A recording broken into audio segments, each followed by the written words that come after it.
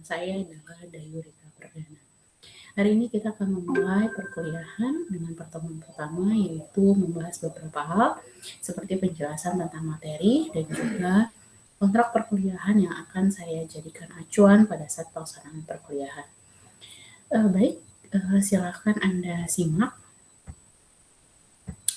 Di dalam video ini ada beberapa hal yang mesti harus kalian kuasai, yaitu adalah mata kuliah pendidikan kewarganegaraan ini tidak hanya berisikan tentang mata kuliah yang menggunakan kemampuan hanya sebatas kognitif atau tentang intelektual pembelajaran saja, tetapi mata kuliah ini sangat menuntut kalian untuk memiliki aspek sikap atau afektif dan juga psikomotorik, sehingga pada saat proses penilaian saya lebih banyak melihat aktivitas kalian, kemudian melihat kedisiplinan kalian, melihat waktu pengumpulan tugas, ketepatan tugas, dan juga tugas yang akan diberikan nanti akan jauh lebih maksimal daripada pemberian uraian materi.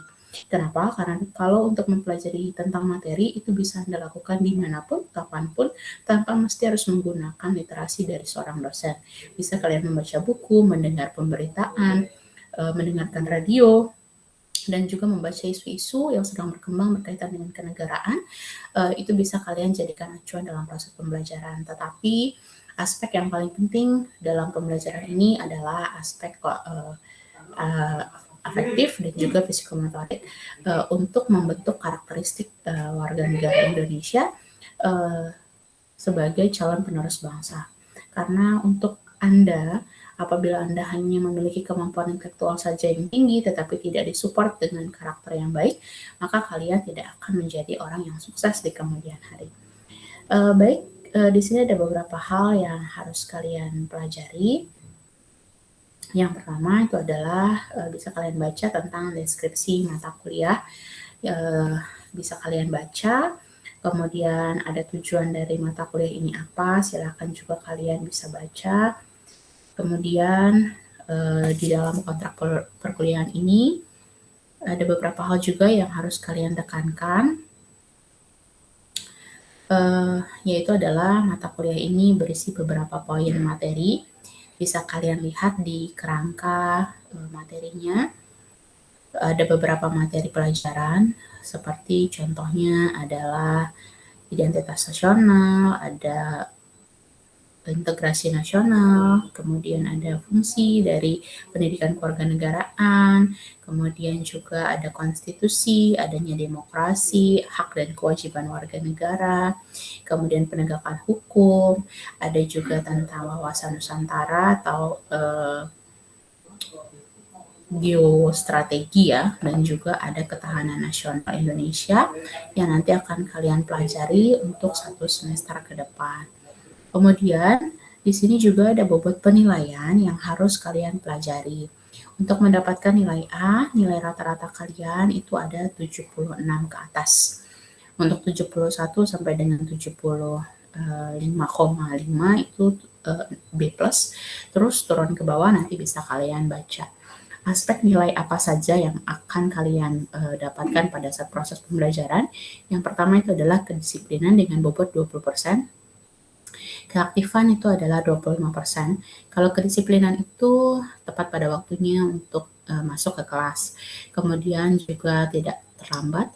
Kemudian juga kalian disiplin dalam mengumpulkan tugas dan mengerjakan tugas. Kalau keaktifan pada saat sedang berkuliah, itu nanti ada beberapa tugas baik secara individu maupun kelompok yang harus kalian lakukan pada saat jam perkuliahan. Jadi kalau kalian mengerjakannya selesai dari jam perkuliahan, maka saya anggap Anda tidak aktif dalam pelaksanaan perkuliahan walaupun Anda mengumpulkan tugas-tugas kalian, tapi saya anggap Anda tidak aktif dalam pelaksanaan perkuliahan. Dan keaktifan ini nilainya sangat besar ya, yaitu adalah 25%. Penugasan pun 25% karena dalam setiap materi saya akan ada banyak sekali tugas yang harus kalian kerjakan, baik itu secara individu maupun secara berkelompok. Kemudian juga ada nilai kuis dan UTS.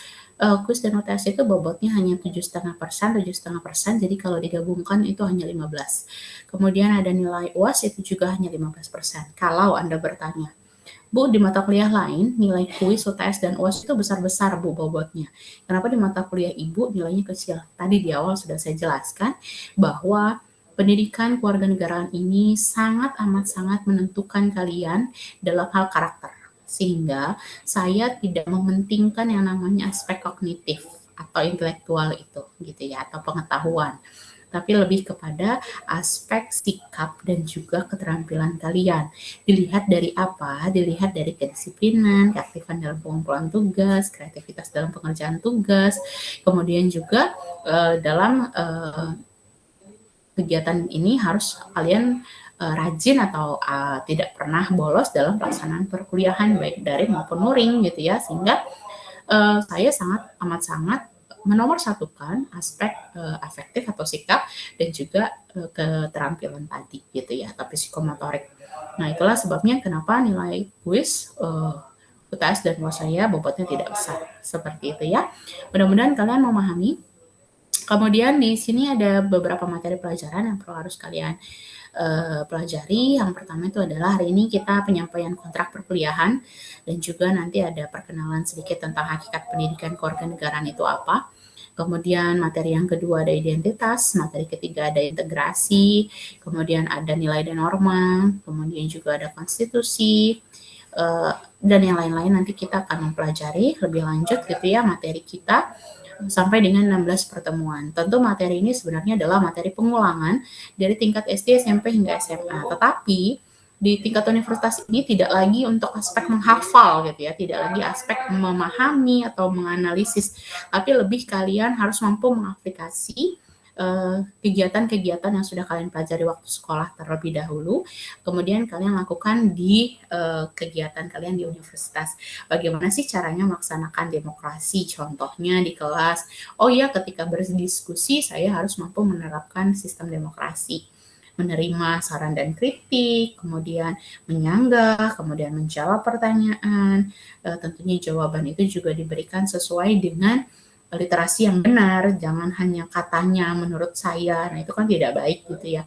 Kemudian sudah mampu menerapkan hukum, hal kecil saja gitu. Kalau datang ke kampus, atribut dalam berkendaraan lengkap, bawa SIM, STNK, bawa helm gitu ya, lengkap dan tidak melakukan pelanggaran yang melanggar hukum tentunya. Nah, itu adalah salah satu contoh aplikasi atau penerapan pembelajaran kalian ketika SD, SMP, dan SMA diterapkan di tingkat universitas. Sehingga pembelajaran saya ini lebih menginginkan kalian untuk mampu mengevaluasi, mampu menganalisa, dan mampu menerapkan pembelajaran yang sudah kalian lalui di waktu sekolah dahulu dan kalian terapkan di sini gitu ya, melalui pembelajaran-pembelajaran yang tadi saya Ibu sebutkan. Nah, seperti itulah materi-materinya. Untuk tata tertib, mahasiswa silakan dibaca ya. Mahasiswa diwajibkan menggunakan pakaian yang sopan, rapi, berkerah pada saat mengikuti perkuliahan baik di kelas maupun secara online seperti kita melaksanakan Zoom. Kemudian keterlambatan masuk luring maupun daring itu hanya maksimal 5 menit, tidak boleh lebih. Kalau sudah telat lewat dari 5 menit maka tidak usah masuk, lebih baik gitu ya, karena percuma, karena tidak saya anggap masuk kelas. Kemudian tugas individu dikumpulkan tepat pada waktu, tidak ada keterlambatan gitu ya. Anytime pasti permasalahannya sangat amat sangat familiar. Bu, sinyal saya hilang. Bu, saya kehabisan kuota. Bu, mati lampu. Semua banyak banget alasannya gitu ya. Dan itu alasan klasik yang sudah sering sekali saya dengar di masa pandemi gitu. Sehingga untuk saat ini saya menginginkan kalian jauh lebih disiplin. Apabila tidak mengumpulkan tugas tepat pada waktu, lebih baik tidak usah dikumpulkan gitu ya. Karena kenapa? Tetap tidak akan saya nilai. Kemudian ada tugas kelompok yang menjadi tanggung jawab, dan apabila tidak dikumpulkan maka satu kelompok itu akan mendapatkan konsekuensi tidak mengumpulkan tugas gitu. Kalau tadi kalian lihat bobot tugas itu besar ya, 25%, jadi cukup berhati-hati. Kemudian kehadiran mahasiswa minimal 90% gitu ya. 90% berarti boleh tidak hadir itu 2 kali, tapi dengan alasan yang jelas. Kalau sakit ada surat izin sakitnya diberikan ke ketua kelas, nanti ketua kelas lapor ke ibu gitu. Kalau misalnya ada dispen dari fakultas, silakan laporkan suratnya dispennya yang mana gitu, supaya saya tidak mengalpakan kalian gitu ya. Kemudian pada saat mengikuti perkuliahan, mahasiswa mengikuti perkuliahan online ya, mahasiswa dilarang melakukan aktivitas lain. Ibu paling nggak suka kalau ibu sedang melaksanakan Zoom, ada yang lagi naik motor, ada yang lagi nganterin emaknya ke pasar, ada yang lagi masak, ada yang lagi ngangon kambing, ada yang lagi ngangon ayam, ada yang lagi ngangon adiknya di rumah gitu ya, atau ponakannya gitu. Ibu nggak suka gitu ya. Jadi benar-benar harus fokus. Lah saya aja fokus sedang mengajar kalian, masa kaliannya sembarangan gitu sedang melakukan kegiatan yang lain gitu. Nah itu yang saya paling nggak suka gitu ya.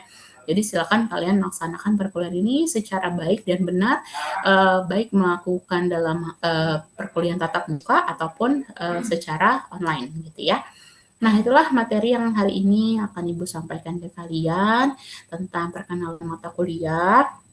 Kemudian tadi sudah ada beberapa hal seperti contohnya kontrak-kontrak perkuliahan apa yang harus kalian patuhi dan taati pada saat pelaksanaan perkuliahan dengan ibu, seperti itu ya. Baik, mudah-mudahan berkenan dengan kalian. Saya akan menutup materi hari ini dan kalian akan melanjutkan perkuliahan di LMS yang sudah saya sediakan. Semua dikerjakan tepat pada waktunya. Dan juga selamat mengikuti perkuliahan saya. Semoga kalian diberikan kesehatan selalu dan dapat mengikuti peraturan yang sudah saya sebutkan tadi, sehingga nilai yang kalian dapatkan nanti sesuai dengan harapan kalian semua. Terima kasih atas perhatiannya saya ucapkan. Saya akhiri, wabillahi taufiq wal hidayah. Wassalamualaikum warahmatullahi wabarakatuh.